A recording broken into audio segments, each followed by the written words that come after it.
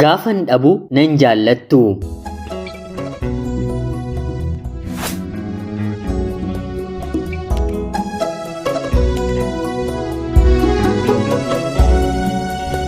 Yooyyaa ashama akkam jirtu kabajamtootaaf hordoftoota qophii keenya. Nagaaf jaalalli tokkummaan bakka jirtan hundaatti hunda keessaniif yaa ta'u jecha guyyaa har'aallee seenaawwan nama barsiisan bashannansiisan keessaa tokko isiniif qabadheen dhiyaadheeraati. Hanga xumura qophii kanaatti laayikii fi sheer akkanumallee sabskiraayib gochuun waliin tura. Hedduun keessan qophii kanarratti maali seenaawwan dhiyaatan kan dubartootaa malee kan dhiiraa hin dabarsitu moo naan jettanii koomentii jalatti barreessaa turtani. Anis dabarsuu dhiiseen otoo hin taane seenaawwan sagantaa kana madaalan kannaaf argaman keessaa waan hin arganneefi seenaawwan waanuma ergamaniif qofa dubbifamu otoo hin taane anaanis isininis waa ta'e nu barsiisuu nu hubachiisuu qabu. Har'a garuu kunoo kanneen nagaafachaa turtaniitiif seenaa deebii ta'u isiniif qabadheen dhufeera.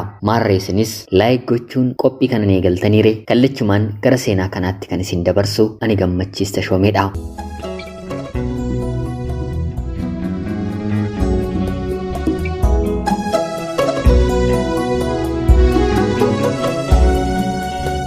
Yeroodhaaf maqaa kiyya himachuun barbaadu kanan dhaladheetti guddadhee Jiituu Magariituu Oromiyaa keessatti barnoota kiyyallee hanga kutaa 10 qofaatti baradhe. Kun ta'uu kan danda'eef immoo maatiin koo na barsiisuu didanii yookiin immoo rakkannee miti. Ijoollummaa kootii kaasee ani kashlabbeedha. Aanaa yookiin immoo ganda keenya keessatti kashlabbee jechuun nama hatu, butu, sagaagaluu fi kanneen kana fakkaatan otoo hin taane nama maatii isaaf hin ajajamne barnoota dhiisee heddumminaan magaala keessa oolu amala araadummaa umurii malee agarsiisuu kan fedhu umurii malee shakkamuun mana hidhaa kan seene kashlabbee nu biratti jedhama. Ijoollee 5 maatiin kiyya qabani keessaa ani sadaffaa irratti dhaladha. Obbolaa koo waliin amalli koo ijoollummaa kootii kaasee garaagaraa. Jalqaban yeroo kutaa 4 baradhu hiriyoota koo nama 3 waliin taanee gara magaala biraatti homaa maallaqa sharfee otoo hin qabatiin maatii keenya jalaa banne. Hojii hojjechuudhaaf humna hin qabnu. Magaala hin beekne seennee otoo beelofnuu otoo dheebonnuu daandiirra torbee 2 jiraanneerra. Turtii torbee 2 booddee garuu maatiin 3 keenyaa nu barbaadanii nu argatanii gara manaatti deebinee barnootattis nu deebisanii. Kutaa 6ffaa yeroon baradhu haa tolu haa baduusaa otoo hin beekiin jimaa nan qama'a. Kun immoo araadummaa yookiin immoo abshaalummaa ta'ee natti mul'ata. Ofii kiyya qofa qama'oo otoo hin taane hiriyoota koo mana barumsaallee akkanuma nan qamaasisa. Uffata yuunifoormii seera qabeessaan hin uffadhu. Kootii cirumaa godhadheen beeku. Kan surree immoo jeelala isaa yoon baqaqse malee natti hin tolu. Rifeensa jeelii gochuu ijoolleen dubartoonni umurii sanarraatii kaasee akkana ilaalaniif yaalii shaakalaa kan hin eegale asuma kutaa 6tti. Kutaa 8 yeroon gahu immoo barsiisaa reebuu arrabsuu yeroo yeroodhaan maatii fiduu amaleeffachuun eegale. Yeroon daree tokko galu mucaa abaaramaa kanamoo maaltu nutti fide barsiisonni naan jedhu. Kanaanis kutaa 8ffaa yeroon baradhu si'a takkaa barsiisaan keemistirii otoonni barsiisuu ani odeessee jennaan gadi bahinaan jedhe. Yeroo kana anaan akka abshaalaa yookiin maraadaa waan na godhuuf tiichar atuu bahuu ni dandeessaa jedheen deebiseefi. Yeroo kana inni akkana naan jetta jedhee bakka hin taa'utti chookiidhaan na rukute. Yeroo kanaanis akkam na rukutta jedheen booksiidhaan fuula isaa keessa si'a 2 yeroo rukutu afaaniif funyaaniin dhiiguun ilkaansaa 2 otuma ijji koo arguu daree keessatti harca'e. Kanaan barattoonni irraa na qabanii gadi na baasanii. Kanaanis himatameen mana barumsaarraa waggaa 1 ari'ameen hidhaas baatiin 6 natti murtaa'e. Kanafe maatiin koo araaraan xumuranii. Maarree hiriyoonni kootoo baratanii ani barnoota addaan hin kute mitiire si'a kanas qofaa kiyya gara magaala biraatti nan bade. Haa ta'uutii garuu hojjaamatu dheeratee narra jira malee qalbiin hubannaan xiyyeeffannoon fedhiin hojii ana keessa waan hin jirreef biyya namaa deemeen beelaheen rakkadheen akkan fedhii kiyyaan manaa bahetti fedhii kiyyaan maatii koof bilbilee baatii 2 jiraadheen nan deebi'aa jedheen kadhadhe. Yeroo kana maatiin koottuu amala kee garuu sirreeffadhu naan jedhanii. Anis deebi'een barnoota kutaa 9ffaaf 10ffaa nan baradhe. Qorumsa maatirikii kutaa 10ffaas nan fudhadhe. Haa ta'uutii garuu barnoota herregaa gaafan baradhu narratti mallatteeffamee jennaan qabxii darbiinsaa argadhus sababa saabjektii kanaa seera bara sana baheen kutaa 11ffaa galmaa'uu hin dandeessu waan naan jedhaniif barnoota ishees dhiiseen gara magaalaa Finfinneetti bade. Finfinnee keessa akka carraa eessuma waajjira fayyaa keessa hojjetu nan qaba. Yeroo muraasa ergan isa bira jiraadhee booda hojii naaf barbaadee nan hojjedhaa jedheen gaafadheeni. Yeroo kanannis hojii naaf barbaadee mana nyaataa keessa keessummeessaa ta'een akkan hojjedhuuf na qacarsiise. Anis baatii 2 ergan isa bira turee booda namoota garaagaraarlee wal baraa dhufeen hiriyyaa koo akkuma kiyya hojjetu tokko waliin lamatti mana kireeffadheen jiraachuu eegale. Jireenya kan na barsiise as magaalaa Finfinneedha. Gabaabumatti amala hin qabu waan nan ta'eef bakka hojiitti tarii namni jecha haadha yookiin abbaa tuqu yookiin immoo anaan xureessu yoo natti dubbatan qilleensuma irratti harkaan yookiin immoo miillaan itti argisiisa. Hangan dhiiga ija kootiin argutti nama sanarraa namni na qabu hin jiru.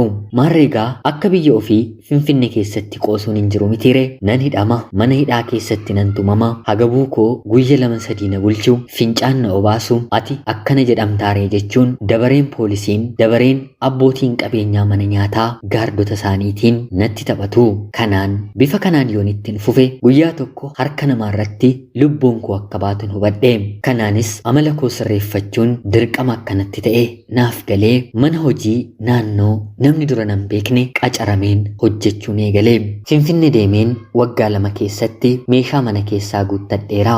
Haa ta'uutii garuu hattuuf hin toliin paantii tokkollee otoo naaf hin hambisiin mullucci godhanii ana jalaa hatanii. Anis eega sanaa kaasee meeshaa mana keessaa hin bitu jedheen kakadhe.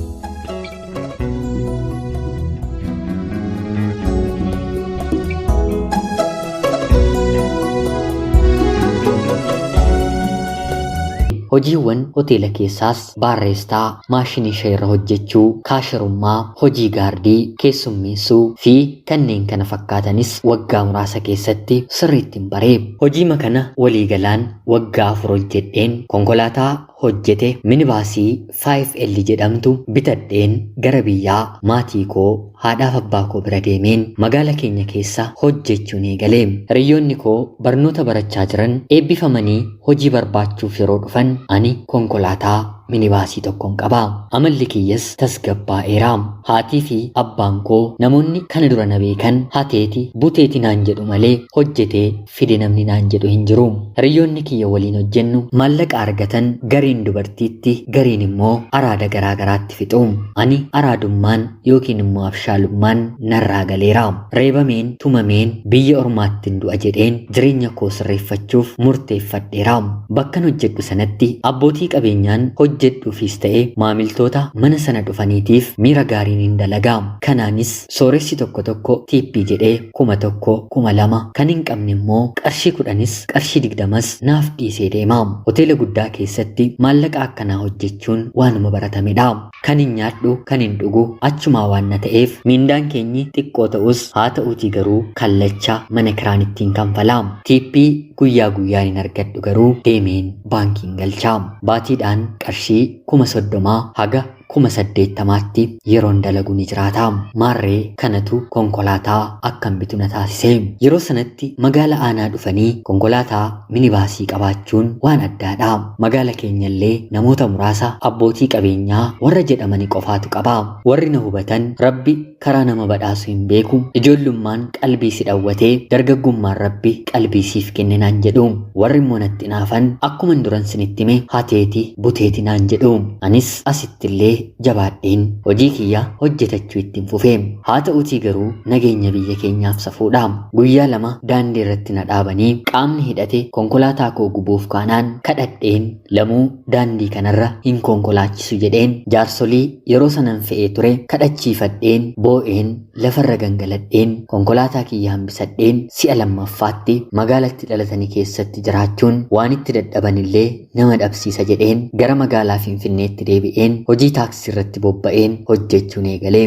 Namni baratee digirii isaa akka killeetti yookiin immoo buphaatti ilaallata mitiire. Namni baratee hojii qabate immoo hojii isaa akka addaatti ilaallata mitiire. Anaaf konkolaataan kiyya akkanuma digirii koo madda galii hojii kooti. Akka addaatti isheen ilaalladha. Kana gidduutti otoon konkolaachisaa jiru mucaa biyya koo taate tokko yuunivarsiitiidhaa eebbifamtee ufte tokko waliin wal barraa. Duraan tashlabbee duriyyee akkan ta'e na beekti. Amma garuu tasgabbaa'een konkolaataa qabaachuu koo saffisaan jijjiiramuu koo yeroon argitetti na jaallatte. Anis nan jaalladheeni. Wal barree baatii jaaffaa akkanumallee hojii dhabdee baatii jaaffaa yeroo guuttu ati anaan maaliif na barbaaddaa jettee na gaafatte. Anis maal jechuudha jedheen yeroon deebisuu fi barnoota koo eebbifameera. Hojiis barbaaddachaan jira. Dubartii waan nan ta'eef kanaa ol turuun narra hin jiru. Na jaallatte yoo ta'e gaa'ela waliin haa dhaabbannu jettee na gaafatti. Yeroo kanatti ani reefu erga wal barree baatii jaha finnaa xiqqoo otoo obsinee nuuf hin wayyuu jedheen gaafadhe. Yeroo kanatti isheen namni baatii jaha miti walii galee jennaan torbee sadiittuu gaa'ela waliin dhaabbachuu ni danda'a. Kuni amala dhiirotaa gaa'ela qabachuuf fayyadamtanidha. Konkolaataa madda galiisiif ta'u ni qabdaa. Akka barbaaddetti bakka barbaadde jiraachuuf humna qabdaa. Kanaaf ani yeroo gabaabaa keessatti murtee kee akkanatti himtuun barbaadaa jettee na gaafatti. Hariiroo jaalalaa uumuun anaaf isa jalqabaa miti. Haa ta'uutii garuu gaaffiin gaa'ilaa anaaf isa jalqabaadha. Anis eessuma kiyya jalqaba hojii na qabsiise naannoo baatii lamaa mana isaan ture deemeen mariisifadhe. Yeroo kanannis keessi kee maal siin jedhaa? Dubartiin kuni dhuguma kan siif taatu sitti fakkaataayii jedhee na gaafate. Yeroo kanatti ani nama ciniinanii hin beekanii. Haa ta'uutii garuu gaa'ilaaf namni nama gaafatu nama jireenyataa tasgabbaa'ee jiraachuu barbaadudha. Ani immoo ammumaayyuu hanga tokko of tasgabbeesseera. Gaa'ilatti seeneen immoo kanaa ol tasgabbaa'uun barbaadaa jedheen itti madhe. Yeroo kanannis rabbiin irratti kadhadhuutii waan keessi jedhe otoon sodaatiin murteeffadhu. Anis yaadaanis ta'e waa biraatiin si waliin hin jiraa jedhee na gorse. Kanaan anis mucayyoo kanaan tole jedheen gaa'ela akka dhaabbannuuf jaarsi ergamee maatiin tole akkuma nuun jedheen sirna cidhaa otoon hundeessiin akkuma doktar naaf yaad nan ulfeesse. Ulfa ta'uu ishees nan mirkaneeffadhe. Kanaan cidha keenya yoomaa goonuu jette yeroo na gaafattu anis cidha godhachuuf maallaqa hagamiitu barbaachisaa? Sadarkaa kamiin immoo cidha keenya gaggeeffannaa jedheen gaafadheeni. Isheenis shallagdee hiriyoota ishee heeruman gaafattee maallaqa yoo xiqqaate walakkaa konkolaataa koo ta'u na gaafatte. Yeroo kanaanis kolfeen cidhi guyyaatti nama gammachiisu moo guyyaatti nama gaddisiisudha jedheen gaafadheeni. Yeroo kana isheenis guyyaatti nama gammachiisu addunyaa ofii arganidha jettee naaf deebiste. Yeroo kananis guyyaatti nama gammachiisu taanaan baasii haga kanaa kanan qaburraa baaseen gonkumaa gammaduu hin danda'u. Yoo fedha kee ta'e veelloo suuraa cidhaa mana suuraa jira jedhametti deemnee kaanee walitti dhufnee mana tokko keessa waliin haa jiraannu jedheen gaafadheeni. Yeroo kana isheenis obboloonni koo dubaraa 3 kana dura heerumaniiru, tokkoyyuu bifa kanaatiin kan heerumte hin jirtu. Kanaaf gaa'ellisaa hafuu danda'a. Ulfa kanas ofirraan baasaa jettee kanan itti abshaalometti natti abshaalomte.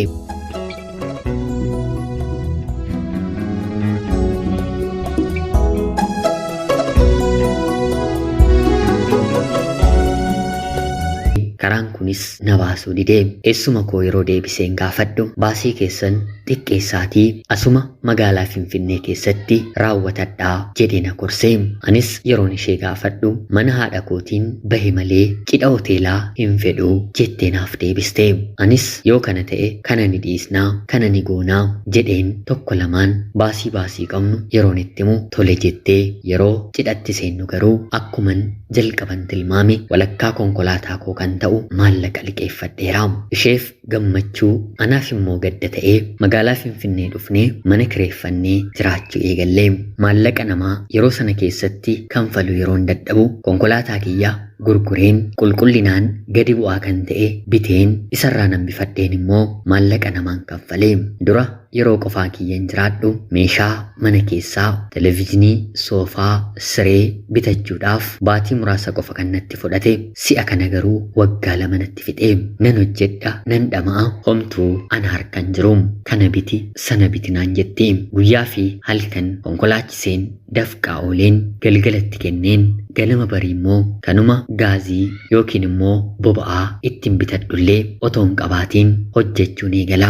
Turtii kanaan waggaa 3 waliin jiraanne konkolaataan lammata irratti bite bakka hedduutti dhaabbatee wanta na rakkiseef konkolaatittii gurgureen parsantii 60 kan mataa koo parsantii 40 immoo baankii irraa liqeeffadheen fooyya'aasaa bite. Kanaanis hojjechuu ittiin fufe.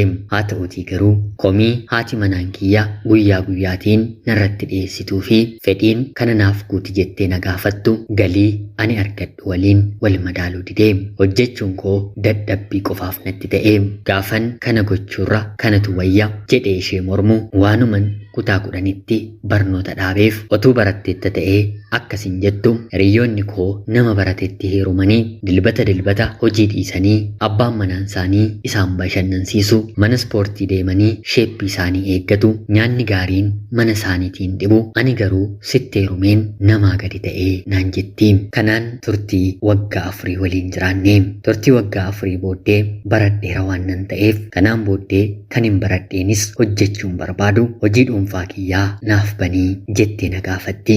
Anis tole hojii dhuunfaa kee akkan siif banuuf hanga maallaqni nuuf guututti wantoota mana keessa fayyadamnu fedhii keenya haa hir'isnu gatiin mana kiraa kanfallullee guddaa waan na ta'eef asii baanee qarqara magaalaarra maallaqa gadi bu'aatiin haa jiraannu jedheen gaafadheeni. Yeroo kanatti isheen jireenyi kunuu naaf hin taane nan qanaani otoon siin jedhu inumaa kanaa gaditti na jiraachisuuf feetaayii yoo barbaadde konkolaataa kee gurgurii naaf banii wayittuu hojii nati hojjechaa jirtu mana keessallee sirriitti nu jiraachisuu hin dandeenye jettee naaf deebiste.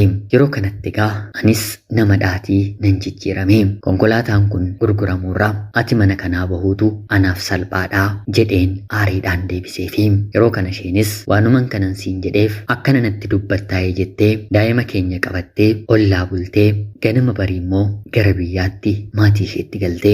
Anis durseen maatii kiyya hubachiiseen kana keessan jiraa maalaa godhuu jedheen mariisise. Kanaanis maatiin koo keessumaa abbaan koo homaa rakkoon qabu walitti bu'insi haadha manaaf abbaa manaa gidduutti ni uumamaa tasgabbaa'itii hojii kee hojjedhu jedhee naaf deebise. Kanaan jaarsa argadheen naaf amansiisanii biyya galeen qabadheen deebi'e. Haa ta'uutii garuu torbee tokko keessatti eenyu waliin akka ishee wal barte beekuu baadhus kan duraan bakka naaf hin qabneen olitti haati manaan kiyya bakka na dhawwatte. Nageenyis mana keenya keessaa dhibee. Yeroo kananis duras gaa'ela kanatti fiigsee kan na galchesidha. Akkuma fiigdee galtetti yeroo barbaadde fiigdee immoo bahuu dandeessaa jedheen jala mureen itti hime. Kanaan isheenis anaan gaa'elli kun harkana jedhee inumaa immoo jecha akkanaa anatti dubbattaa'ee jettee ammas daa'ima kiyya qabatee ollaa bultee ganama gara biyyaa deemuun daa'ima haadha isheetti kennattee riyyaa ishee mana dhaabbattee jirtu bira jiraachuu eegalte. Kanaanis akka isheen jirtu beekeen koottuus ifa manaaf godhiis hin jenneeni. Baatii 2 walirraa adda baanee jiraanne. Eessuma koo bira deemeen maal na gorsitaa sababa kanaan haadha manaa koo waliin wal dhabeen jiraa jedheen isa gaafadhe. Yeroo kananni dhabiinsa kee hin jaallattu taanaan gaafa qabdu nutu si jaallannaa namas ittiin ergiin bilbiliitii mataa makeetii deemeetii ifa manaaf godhii kan hin dubbadhee fi gaa'ela keenyatti deebinee daa'ima keenya haa guddifannuu jedhii gaafadhu jedhee natti hime. Anis wanta eessumni koo na gorse deemeen itti dubbadhe. Yeroo kana isheen duras kan balleessi anadha. Namni hin baranne namaan yaaduu gita kee barbaaddadhu jettee riyyaa haaraa akka qabattillee suuraan natti argisiiste. Aariidhaan kaballaadhaan rukuteen biraa deeme. Barachuu dhabuun koos natti dhagahame. Haa ta'uutii garuu kanaan booddee duubatti deebisuu waan hin dandeenyeef kutaa jireenya saxxaanuu eeguun eegalee. Guyyaa tokko dalagaarra otoo hin jiruu yeroon hoteela keessa keessummeessaa ture kaasharii amanamaa ta'een abbaan qabeenyaan hojjedhuu fi haati manaansaa akka boqotte hiriyyaan koo tokko bilbilee natti hime. Namni sun nama gaarii waan na ta'eef imaltoota qabadheen deemaa jiru rakkoon na mudate namatu hospitaalatti na jalaa miidhame maaloo asumatti naaf bu'aa jedheen gara hospitaalaa haati manaan abbaa qabeenyaa kanaa miidhamteetti hin deemee reeffa hospitaalaa baasuu hanga manaattis waliin deemeen boonyee bullee awwaallee konkolaataa dhaabees naannoo torbee tokkoo hiriyoota koo waliin manuma gadda kanaan ture haa ta'uutii garuu abbaa qabeenyaa kanaan akkuma gadda isaarraa ka'een rakkoon biraa isa mudate ijoolleensaa innumti guddise du'uu haadha isaaniitti gammadaniiti ta'e hin beekuuti abbaan isaanii maallaqa haadha isaanii akka qooduu fi hanga qabeenyi isaanii manni murtiin murteessuufitti baankii keessa kan jirus ta'e qabeenya manaa homaayyuu akka hin fayyadamne seeraan isa dhorkanii haadha manaasaa dhukkubsachiisaa gaddarra waan tureef maallaqa gara biraa hin qabu yeroo kanatti waan godhu dhabee namni qarshii miileenaan sochoosu qarshiin 1,000 2,000 guddaa yeroo itti ta'u bor ni argata jedheen otonni nan gaafatiin konkolaataa kiyya gurgureen kan baankii irraa deebiseen nan kenneefi yeroo kanatti inni baatii 2 keessatti sirreeffatee ijoollee isaafis reesaanii qoodee anaaf konkolaataa haaraa doolfiin jedhamtu dabalataan immoo qarshii miiliyoona 3.5 itti hojjedhuutii bu'aa isaarraa itti fayyadame jedheenaaf kenne kan nama ajaa'ibu qarshii sanaan konkolaataa 2 biteen baatii 2 keessatti qarshii miiliyoona 1 bu'aarraan argadhe kanaan nama addaa ta'een rabbi jireenya koo jijjiiree jiraachuun eegalee kana kan dhageesse haati manaan koo turtii baatii 6 booda jireenyi koo akka jijjiirame konkolaataa haaraas akkan bitadhe dhageessee naaf bilbiltee dhiifama naaf godhii amma waan hundumtuu naaf galeeraa jettee yeroo nattaasoftu ani immoo deebiseen dhiifama naaf godhii amma immoo anaaf homtuu naaf hin gallee jedheen deebiseefiin amma reefu jaalala haaraa nama gara biraa waliin eegaleen jira gaafa dhaban haati ofiiyyuu naman jaallattuu jechamni jedhan edaa al takka dhugaadha yeroo jaalala keessa jirru haati manaan koo anaaf akka haadhaas akka abbaas akka gorsituus turte gaafan dhabe hundumtuu yerootiin na harkaa deeme immoo faallama kanaa natti taate egaan naman barannedha mitiireen haadha manaa koof yaaduu hin danda'u kanaan adda baaneen isiniin jedha ana obboleessa keessan magaalaa Finfinneerraatii ulfaadhaa nagaatti galatoomaa.